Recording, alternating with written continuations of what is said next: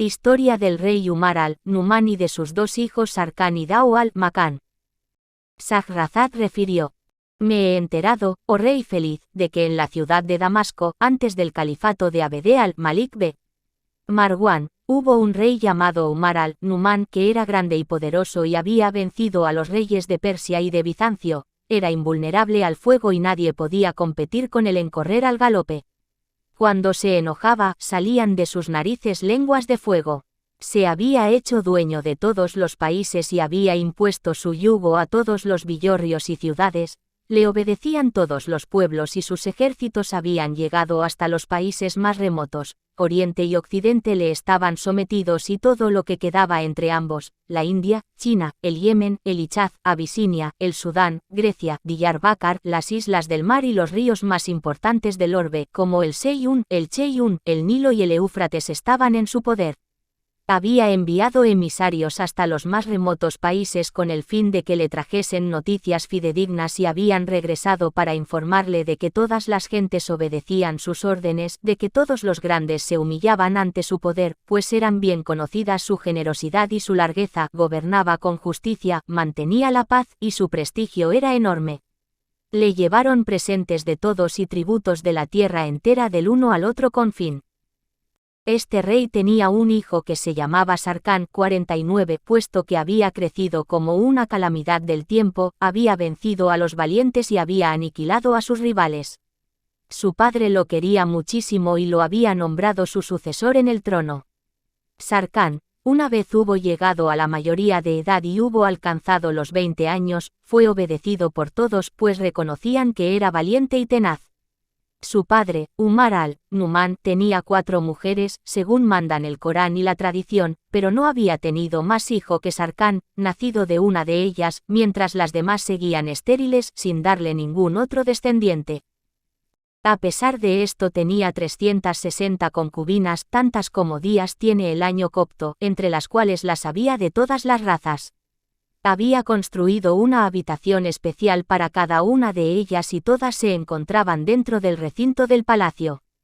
Había hecho edificar 12 palacetes, tantos como meses tiene el año, y en cada uno había 30 habitaciones, o sea, que en total había 360, las jóvenes habitaban individualmente en estas habitaciones y él pasaba una noche con cada una, o sea, que al cabo de un año volvía a estar con la misma. Esto duró cierto tiempo. Entretanto la fama de Sarkán se extendió por todo el mundo, lo cual hacía feliz a su padre, mientras la fuerza y el poderío de aquel iban en aumento y conquistaba ciudades y países. El destino dispuso que una de las concubinas de al-Numan quedase encinta. Esto se hizo notorio y el rey, al enterarse, tuvo una gran alegría y exclamó: «Tal vez toda mi descendencia sea de varones». Anotó el día en que había concebido y empezó a favorecerla. Sarkán se enteró y le supo mal. Shahrazad se dio cuenta de que amanecía e interrumpió el relato para el cual le habían dado permiso. Cuando llegó la noche 45, refirió: Me he enterado, oh rey feliz, de que Sarkán, se dijo, va a venir al mundo alguien capaz de disputarme el imperio. Se dijo que si aquella esclava daba a luz un varón, había de matarlo, esta decisión la ocultó en su interior. La esclava era una griega que había regalado a al-Numan, junto con muchos otros dones, el señor de Cesarea. Se llamaba Sofía, y era, entre todas las concubinas, la que tenía la cara más hermosa y bella, la más casta. Era muy inteligente y despierta.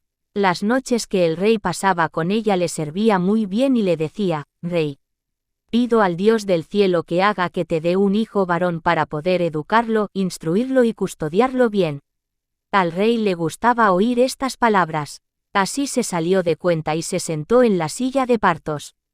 Era una mujer piadosa, rezaba y pedía a Dios que le diese un hijo bueno y le facilitase el parto, y Dios escuchó sus peticiones. El rey había enviado a su lado a un criado para que en cuanto hubiese dado a luz corriese a decirle si era un varón o una hembra. Su hijo Sarkán también había enviado a alguien para que le hiciese saber de qué sexo era el niño.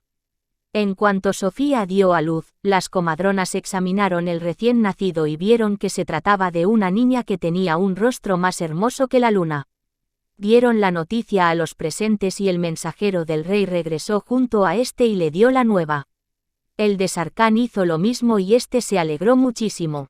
Cuando los mensajeros se hubieron ido, Sofía dijo a las comadronas: «Quedaos un poco más, pues noto que en mis entrañas hay otra cosa».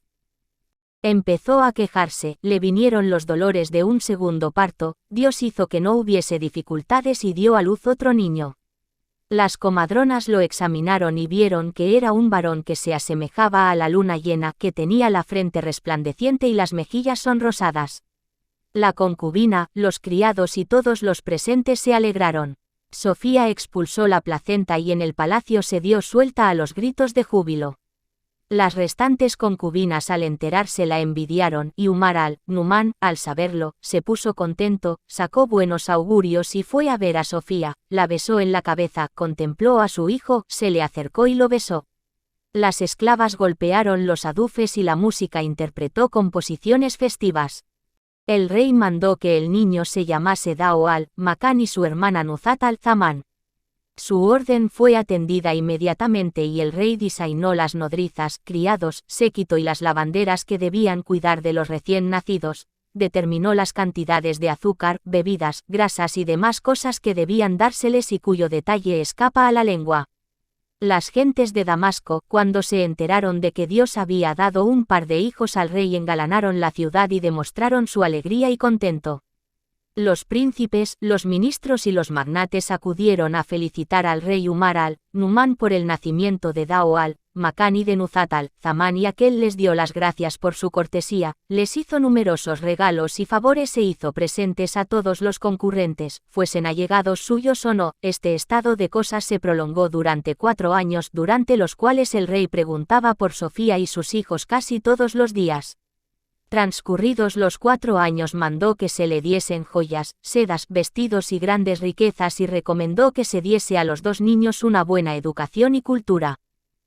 Todo esto ocurría sin que Sarkán supiese que su padre, Umar al-Numán, había tenido otro hijo varón, solo conocía el nacimiento de Dao al-Makán. Así transcurrieron los días y los años durante los cuales él estuvo ocupado en combatir a los valientes y en competir con los caballeros. Cierto día en que Umar al-Numán estaba sentado, entraron los chambelanes, besaron el suelo delante de él y dijeron: «Rey, acaban de llegar los mensajeros del rey de los griegos, señor de la gran Constantinopla, que desean obtener de ti una audiencia y presentarse ante ti. Si el rey da su permiso los haremos pasar y en caso contrario los despacharemos, pues sus órdenes son indiscutibles». El rey mandó que los hiciesen pasar. Cuando los tuvo delante los acogió bien, les permitió que se acercasen y les preguntó el porqué de su llegada. Besaron el suelo delante de él y le dijeron: «Excelso rey. Poderoso señor, sabe que nos ha enviado el rey Afridún, dueño de los países griegos y de los ejércitos cristianos que reside en el reino de Constantinopla. Te informa de que sostiene una guerra enconada con el insolente y tiránico señor de Cesarea. Ha motivado esta lucha el que un rey de los árabes encontró en una de sus expediciones un tesoro muy antiguo, de la época de Alejandro. Sacó de él tan grandes riquezas que no pueden ni enumerarse ni contarse. Entre las muchas cosas que encontró había 3 amuletos redondos del tamaño de un huevo de avestruz. Estaban hechos de las piedras más preciosas, más puras y tan rutilantes como no se han visto iguales. En cada amuleto había una inscripción, en letras griegas, de carácter mágico y esotérico. Cada uno tenía propiedades y virtudes sobrenaturales, entre otras que todo recién nacido al que se le colocase en el cuello uno de ellos no le alcanzaría ningún dolor, inflamación o fiebre mientras llevase puesto el amuleto. Cuando el soberano árabe se apoderó de ellos y cuando supo las virtudes que encerraban, despachó unos mensajeros al rey Afridún que le llevaron presentes, regalos, riquezas y, además, los 3 talismanes. Aparejaron 2 embarcaciones, en una iban las riquezas y en la otra los soldados que debían custodiar estos dones durante la travesía, evitando cualquier sorpresa. Sabía que nadie iba a atacarlas dado que él era el rey de los árabes y además porque la derrota de los navíos que transportaban los regalos quedaba dentro de las aguas jurisdiccionales de Bizancio, puesto que todas las costas pertenecían a sus súbditos. Los dos navíos aparejaron y navegaron hasta llegar cerca de nuestro país. Entonces los atacaron los piratas de aquellas tierras, entre los cuales figuraban los soldados del señor de Cesarea. Se apoderaron de todo lo que transportaban los dos navíos, regalos, riquezas, tesoros y además de los 3 talismanes y dieron muerte a los equipajes.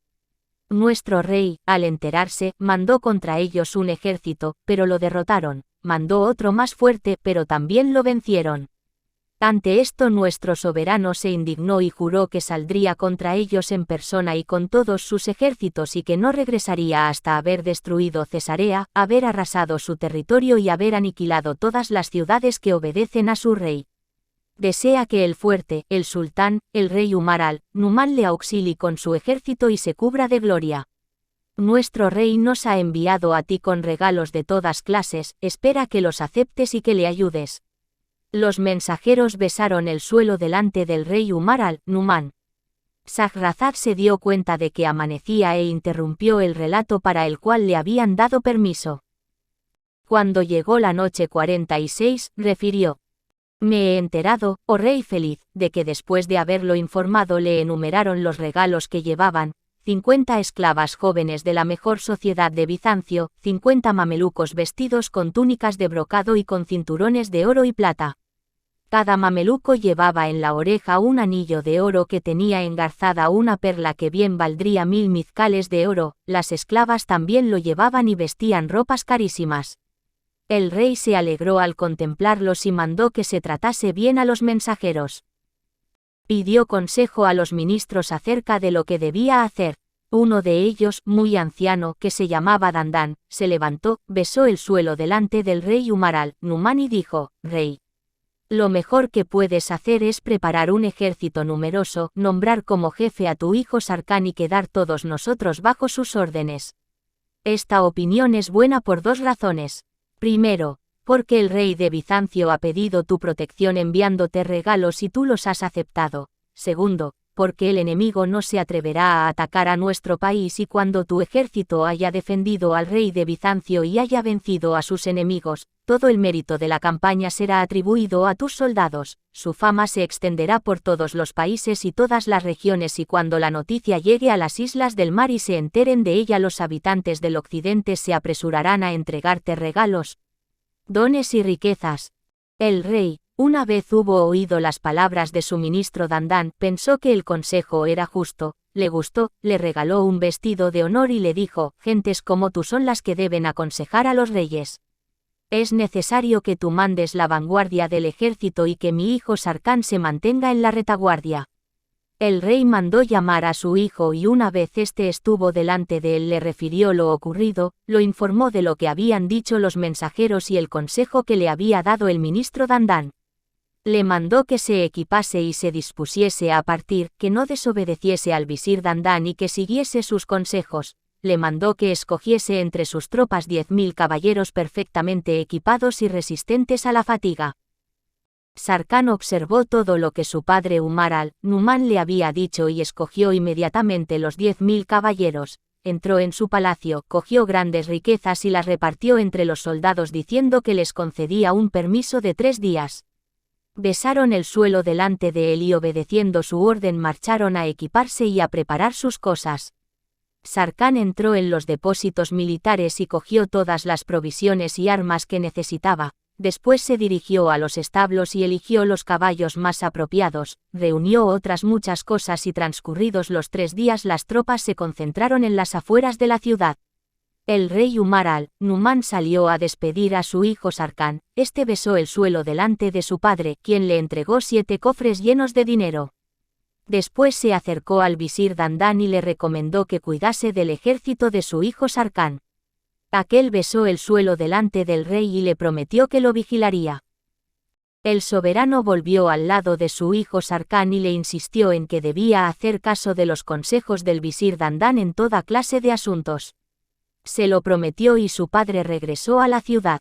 Enseguida Sarkán mandó que los jefes del ejército desfilasen con sus tropas delante de él. Ascendían estas a 10.000 caballeros sin contar los servicios auxiliares.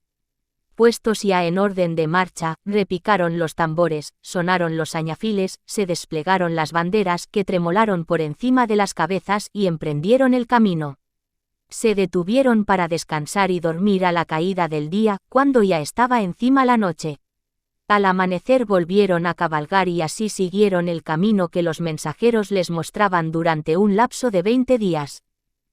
El día 21 llegaron, al caer la noche, a un amplio valle cuajado de árboles y plantas. Sarkán mandó hacer alto y dispuso un descanso de 3 días. Los soldados se pararon y levantaron las tiendas militares a la derecha y a la izquierda. El visir Dandán desmontó en el centro de aquel valle en compañía de los mensajeros de Afridún, señor de Constantinopla. El rey Sarkán permaneció a caballo un rato viendo cómo se detenían sus tropas y cómo se desparramaban a ambos lados del río. Después dio suelta a las riendas de su corcel, pues quería ir en descubierta por aquel valle y encargarse personalmente de la vigilancia, debido al consejo que le había dado su padre, puesto que ya habían entrado en tierras de los griegos y se encontraban en terreno enemigo. Después de haber dado orden a sus mamelucos y a su séquito de que acampasen junto al visir Dandán, se fue solo y no se apeó del lomo de su caballo, recorriendo el valle en todos los sentidos, hasta que hubo transcurrido la 4ª parte de la noche. Entonces, cansado y muerto de sueño, no pudo mantenerlo al galope. Tenía por costumbre dormir montado y cuando el sueño lo venció se quedó dormido encima. El caballo siguió andando hasta mediada la noche, en que entró en un bosque que tenía muchos árboles. Sarkán no se despertó hasta que el caballo repiqueteó con sus cascos en la piedra. Entonces se desveló, vio que estaba en medio de un bosque, que la luna había salido y que irradiaba su luz desde el oriente hasta el occidente. Admirado de verse en aquel lugar, pronunció una frase que no sonroja a quien la dice, puesto que exclamó, no hay fuerza ni poder sino en Dios, quedó perplejo, temeroso de las fieras y sin saber hacia dónde dirigirse. Vio que la luna iluminaba un prado que bien podría ser uno de los del paraíso. Oyó unas palabras muy hermosas, una voz fuerte y una risotada capaz de arrancar el entendimiento a los hombres. El rey Sarkán descabalgó entre los árboles y echó a andar hasta que pudo distinguir un río. Contempló el fluir del agua y oyó decir en árabe a una mujer, por el Mesías. Eso no es nada elegante por vuestra parte. A la que diga una palabra la he de derribar y he de atarle las manos al cuerpo. Todo esto ocurría mientras Sarkán seguía avanzando en la dirección de la voz. Así llegó hasta el borde del bosque y desde aquí divisó el río que murmuraba, los pájaros que gorjeaban, las gacelas que dejaban verse, las fieras que pastaban y los pájaros que con sus cantos parecían querer explicar en qué consistía la felicidad. Aquel sitio estaba cubierto por plantas de toda clase, conforme se dice en estos 2 versos compuestos para describir un lugar parecido. La tierra no es bella si no florece, el agua corre, copiosa, por su superficie. Es obra de Dios, el excelso, que da todos los dones y concede todos los beneficios. Sarkán se fijó y vio que en aquel lugar había un convento en cuyo interior se distinguía una almena que se remontaba por los aires a la luz de la luna y de cuyo centro brotaba el río que regaba aquellos jardines. En estos había una mujer que tenía delante 10 esclavas que parecían lunas, que iban vestidas con sedas y brocados que dejaban perpleja la vista. Todas eran vírgenes hermosísimas tal cual se las describe en estos versos. El prado resplandece con las grandes beldades que lo ocupan. Su hermosura crece por la belleza de quienes están con él. Todas son esbeltas, erguidas, coquetas, cariñosas. Tienen los cabellos sueltos que parecen zarcillos de parra. Seductoras, sus ojos lanzan dardos. Andan cimbreándose y asesinan a los hombres más valientes. Sarkán descubrió en el grupo de las 10 jóvenes una que se asemejaba a la luna cuando alcanza su plenitud. Cejas escasas, frente luminosa, largas pestañas y aladares que eran escorpiones 50. Era perfecta por sí misma y por su aspecto. Era comparable a la que describe el poeta en estos versos. Ella echa unas miradas portentosas, su talle avergüenza a las lanzas. Se nos muestra con 2 mejillas sonrosadas y con unas líneas que encierran todas las bellezas. Sus cabellos, sumergidos en la luz de su rostro, parecen la noche que preludia una aurora de alegrías. Sarkán la oyó decir a las jóvenes: «Acercaos a luchar conmigo antes de que desaparezca la luna y llegue la aurora». Una a una se fueron acercando y las fue revolcando enseguida por el suelo y atándoles las manos a la cintura. No paró de luchar con ellas hasta haberlas derribado a todas. Entonces una vieja que estaba delante se volvió hacia la joven y le dijo indignada, desvergonzada: «¿Te alegras por haber revolcado a estas jóvenes cuando yo, que soy vieja, las he vencido 40 veces? ¿Cómo has de alegrarte de tus fuerzas? Si eres valerosa, lucha conmigo. Si quieres hacerlo, si te acercas, yo también me aproximaré y te meteré la cabeza entre tus piernas». La joven sonrió por fuera mientras por dentro estaba llena de indignación. Se acercó a la anciana y le preguntó: «Señora Dhat al-Dawahi, por el Mesías, ¿lucharás conmigo de veras o en broma?» «Pelearé de veras». Shahrazad se dio cuenta de que amanecía e interrumpió el relato para el cual le habían dado permiso. Cuando llegó la noche 47, refirió: «Me he enterado, oh rey feliz, de que». Entonces dijo la joven: «Acércate a luchar si es que tienes fuerzas». Cuando la vieja la oyó pronunciar estas palabras se indignó de mala manera y los pelos se le irguieron por encima de la piel como si fuese un erizo. La joven también se acercó, pero la vieja le dijo, por el Mesías, desvergonzada: «No lucharé contigo a no ser que esté desnuda». La vieja, después de haberse desatado los vestidos, cogió un pañuelo de seda, metió las manos por debajo de ellos, lo colocó encima del cuerpo, lo anudó y lo ciñó a su cintura. Parecía que fuese una rusalca pelada o una serpiente manchada. Inclinándose hacia la joven le dijo: «Haz lo mismo que yo he hecho». Todo esto sucedía sin que Sarkán apartase la vista de las dos. Empezó a pensar en el feo aspecto de la vieja y a reírse de ella. Cuando ésta hubo hecho eso, la joven se preparó lentamente, cogió una toalla yemení y la plegó por 2 veces. Se quitó los zaragüeyes y dejó ver 2 piernas de mármol encima de las cuales había un montículo de cristal erguido y redondeado, un vientre cuya piel exhalaba olor a almizcle como si estuviera recubierto de anémonas, el pecho tenía 2 senos que parecían granadas. Se acercó a la vieja y se cogieron una a otra. Sarkán elevó su cabeza al cielo pidiendo a Dios que la joven la venciese. Aquella se deslizó debajo de esta, colocó la mano izquierda en su ingle y la derecha en el cuello, la estrechó con fuerza y la levantó con las 2 manos. La vieja se escurrió de sus brazos para escapar, pero se cayó de espaldas y, al tiempo que levantaba los pies hacia arriba mostrando los pelos del pubis a la luz de la luna, soltó 2 pedos muy sonoros. Uno levantó polvo del suelo y el segundo extendió una humareda por el aire. Sarkán se rió de tal modo que se revolcó por el suelo. Después se levantó, desenvainó la espada, miró a la derecha y a la izquierda y no vio más que a la vieja tendida de espaldas. Se dijo: «No mintió quien te llamó Dhat al-Dawahi 51». Se acercó a las 2 para oír lo que decían. La joven se aproximó a la vieja y le echó por encima un trapo de seda fina, la ayudó a ponerse los vestidos y se disculpó diciendo: «Señora Dhat al-Dawahi, yo solo quería derribarte en el suelo, no lo que ha sucedido. Pero tú te has escapado de mis manos. Loado sea Dios, que ha evitado que te hicieras daño». La vieja no le contestó, se puso de pie y se marchó avergonzada, y no paró de andar hasta perderse de vista. Las jóvenes que estaban atadas seguían tumbadas en el suelo mientras que la vencedora era la única que se mantenía de pie. Sarkán se dijo: «Todo lo que sucede tiene una causa. Si el sueño, si el corcel me ha traído hasta este sitio, ha sido para mi bien, tal vez esta joven sea mi botín». Montó a caballo, le espoleó y echó a correr, llevándolo como si fuese la flecha que parte del arco. Empuñaba en la mano la espada desenvainada. Gritó: «Dios es grande». La joven, al verlo, corrió hacia el borde del riachuelo, que tenía una anchura de 6 brazas, y dando un gran salto fue a caer en la orilla opuesta. Después, poniéndose de pie, preguntó en voz alta a su perseguidor: «¿Quién eres? Has interrumpido nuestro regocijo y cuando has desenvainado la espada parecía que condujeses un ejército al asalto. ¿De dónde vienes? ¿A dónde vas? Sé sincero al hablar, pues solo la sinceridad podrá serte útil, no mientas, pues la mentira es propia de los seres innobles». Seguramente has perdido esta noche el camino y así has llegado a este sitio, del cual, si consigues salvarte, habrás obtenido el mayor de los beneficios. Sabe que te encuentras en un valle en el cual bastaría un solo grito mío para que apareciesen, al instante, 4000 forzudos guerreros. Dime lo que quieres, y si deseas que te indique el camino, te lo mostraré, si buscas socorro, te lo concederé.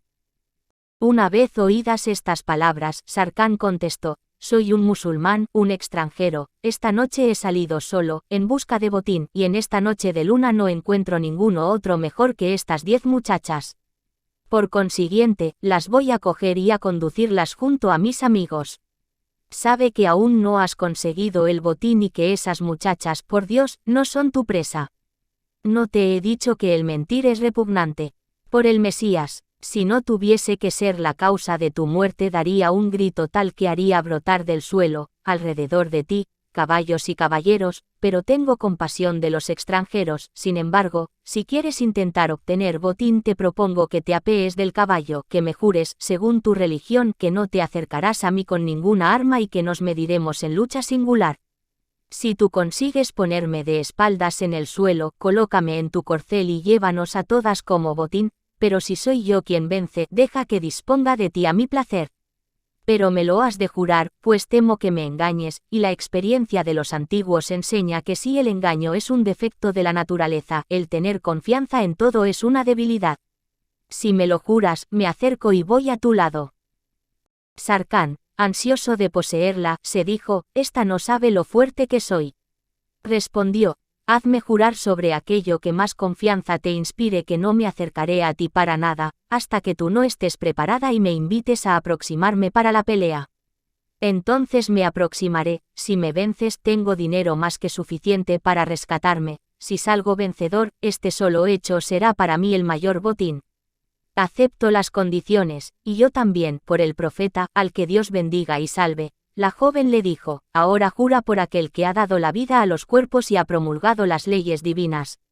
Sarkán prestó el juramento que ella le exigía y ésta le venció.